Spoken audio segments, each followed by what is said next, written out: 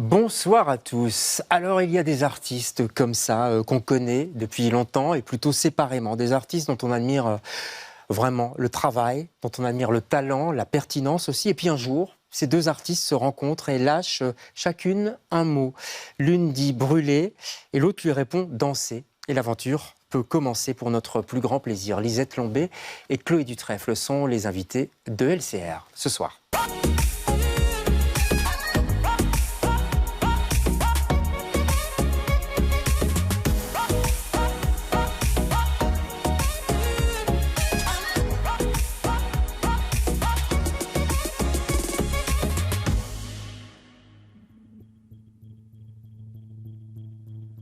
Remontada ferme la télévision. Mais au lieu d'aller enfiler son pyjama, au lieu de ruminer les tracas de la journée et d'anticiper les embûches de demain, Remontada ouvre sa garde-robe et se choisit une tenue pour aller danser. Remontada veut du strass.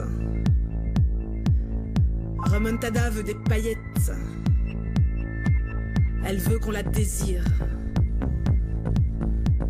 Elle veut qu'on la fasse tourner et encore tourner sur elle-même.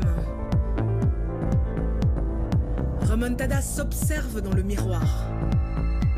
Ce corps, son corps, ce corps, son corps, ce corps, son corps.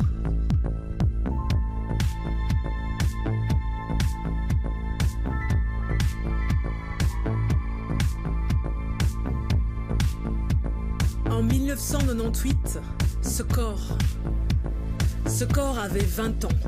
Fallait voir son allure, fallait voir. À cette époque-là, où que la fiesta eut lieu, ses amis, elles, débarquaient toujours en bande. Jamais seule, jamais sobre, jamais silence. Elle marchait. Electro Girls, électrons libres. Direction, l'éclate, l'exage, le dance floor.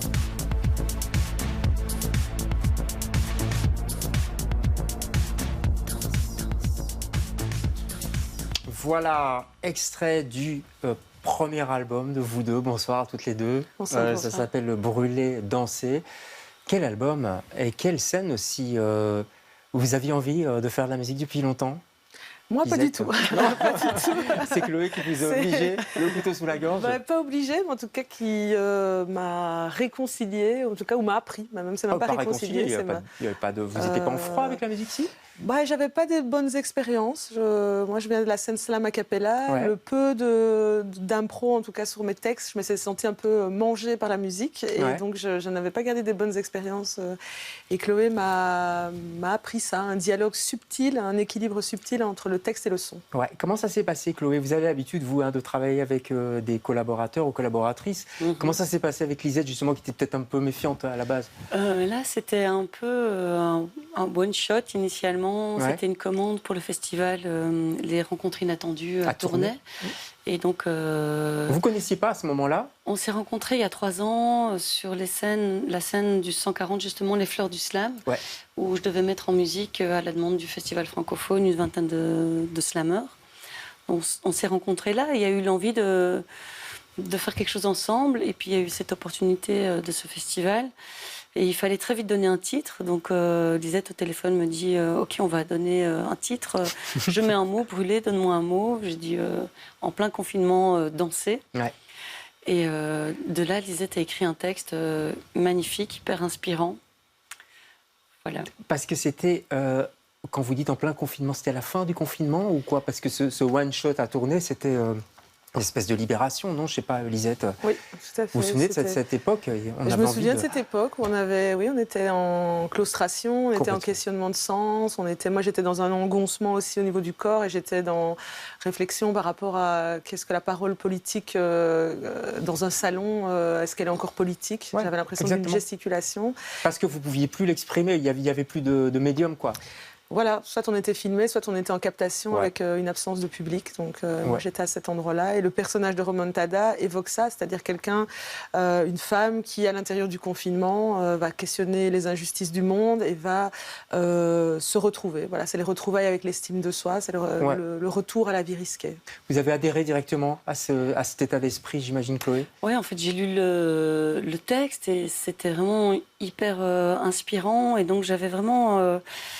En lisant le texte, des musiques qui me venaient, des séquences, des couleurs différentes et aussi des rythmiques. Et donc, j'ai assez rapidement divisé le texte en 9 séquences en me disant, mais en fait, tout peut s'enchaîner, c'est comme un album concept. Mais c'était le texte écrit ou c'était déjà la voix de Non, le Lisette? texte écrit. Ouais. Et donc j'ai vraiment ressenti une musicalité dans le texte que j'ai interprété. J'ai proposé des couleurs musicales à Lisette. Ils étaient venus dans mon studio et j'ai enregistré des voix témoins. Comme ça, je pouvais travailler de mon côté, proposer des couleurs. Puis, Et ça a matché tout de suite parce que moi, je recevais les musiques et en fait, on a très peu... Voilà, vous n'avez pas très peu changé, quoi. Oui, voilà, je pense qu'on avait des imaginaires musicaux qui se sont croisés aussi. Voilà, ça a été le mot qu'on utilise le plus souvent dans cette collaboration, c'est la fluidité. Il y a quelque chose de... ça sent. La fluidité, l'énergie aussi. Je voudrais qu'on regarde quelques images, c'est des images amateurs filmées il y a 2 jours au Théâtre 140. Vous mettez le feu, comme dirait l'autre, carrément. On va regarder un tout petit peu.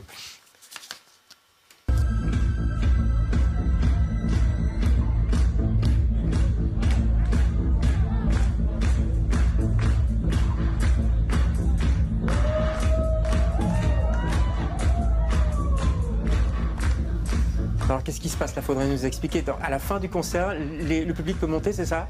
Il y a un rappel où on fait une inversion de scène et on transforme la salle en boîte de nuit. On invite les personnes à nous rejoindre pour refaire ce morceau et sentir, être dans le partage. Ouais. Ça vient plutôt du slam aussi, j'imagine, cette espèce de partage, de communion. C'est quelque chose que vous connaissiez déjà un petit peu, Chloé, quand vous faisiez des concerts, il y avait cette ambiance déjà un peu électrisante? Ça peut arriver. Et puis là, c'est vrai que c'est la notion du rappel aussi en musique, d'essayer de repartager quelque chose. Et comme là, il y a vraiment une histoire, donc c'est un spectacle à part entière. Et là, de reprendre un extrait pour inviter les gens et de recréer la boîte de nuit avec nous. En fait, c'est arrivé un peu par hasard au Jacques Franck, où à un moment, en plein spectacle, il y a eu un truc fou qui s'est passé et le public est descendu, toute une partie du public est descendue sur scène pour danser avec nous. Et c'est vrai que c'était un grand plateau. Et ils sont pas redescendus après. Ils sont restés et c'était... C'est bien. Et la sécurité n'a pas bougé, tout allait bien, c'était tranquille. Et on a tellement trouvé ça dingue qu'après on jouait à Lille, on a réinvité les gens et donc c'est... Mais c'est une très bonne idée. Alors, le public est très jeune aussi. La moyenne d'âge, ça va de 15-16 ans à, je sais pas, peut-être à 30 ans, quoi. C'est étonnant, pas tellement. Non. D'accord. Nous, on était plutôt étonnés de l'inverse, d'avoir en face de nous des personnes jeunes. Je pense qu'on touche... la beauté du projet, c'est ce qu'on se disait aussi, c'est que ça touche... c'est intergénérationnel. À la fois les jeunes, parce que comme il y a cet appel à se retrouver, les jeunes, ils ont cette vie grande ouverte devant eux et on leur souhaite que l'estime soit au rendez-vous. Les personnes de nos âges, on est dans nos questionnements d'entre-deux vies et puis la génération au-dessus. On est tous concernés. Et puis c'est un appel à la créativité aussi, la créativité sur scène. La créativité de cette pochette, elle est magnifique, je trouve. C'est Julie Guiche, la photographe qui fait les séries Electrochoc, qui a fait cette magnifique photo. Julie Guiche et la créativité aussi des réalisateurs, parce que le clip, on va regarder un morceau du clip Ce Geste, c'est aussi un très beau clip au-delà du fond et au-delà de la musique. Regardez Ce Geste.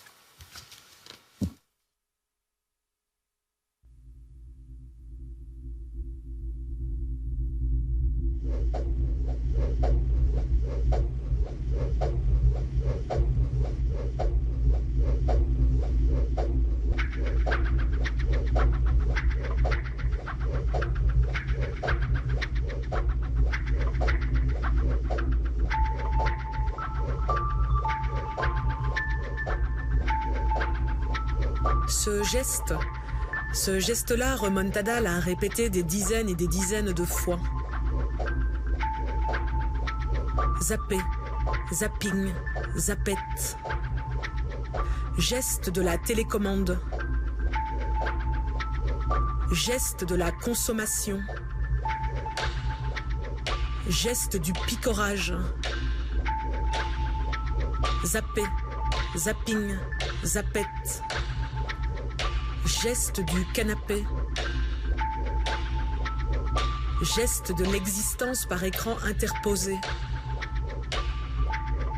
Lorgnette du monde. Voilà, et le réalisateur, c'est Lucas Rakas. Lucas Rakas, qu'on salue. C'est vrai que ce clip, allez le voir, il est sur YouTube. Hein, il y a 3 clips déjà sur YouTube. Vous n'aimez pas vous voir, j'ai l'impression. Je ne sais pas qui aime se voir, je ne sais pas. Ouais, je sais pas, il y a des gens très narcissiques. Non, c'est vrai. Oui, j'aime beaucoup le moment, justement, le moment slam, le moment scénique, où on est hyper présente et en même temps en grande connexion avec le public. Mais c'est vrai que se réécouter, se réentendre, se relire, c'est compliqué. C'est un peu compliqué, ouais. Se relire, parce que, tiens, puisque vous dites se relire, relisez ou lisez. Eunice aussi, c'est sorti de fin août, je crois, déjà maintenant. Hein. C'est génial, on en a déjà parlé dans une émission, donc on ne va pas refaire une émission dessus, mais allez-y, Lisette Lombé, Eunice, c'est au Seuil. Alors, je demande chaque fois aux invités en fin d'émission de me choisir un mot.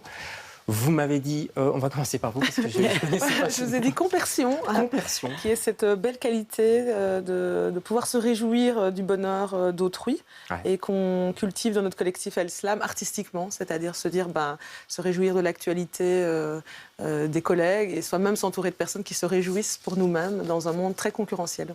Ça fait du bien. Et c'est dans le dictionnaire, compersion ? Oui. D'accord. Je ne vais pas aller vérifier, je vous crois, il n'y a pas de souci, mais je n'avais jamais entendu parler, donc génial. Compersion. Complicité, celui-là, je le connaissais.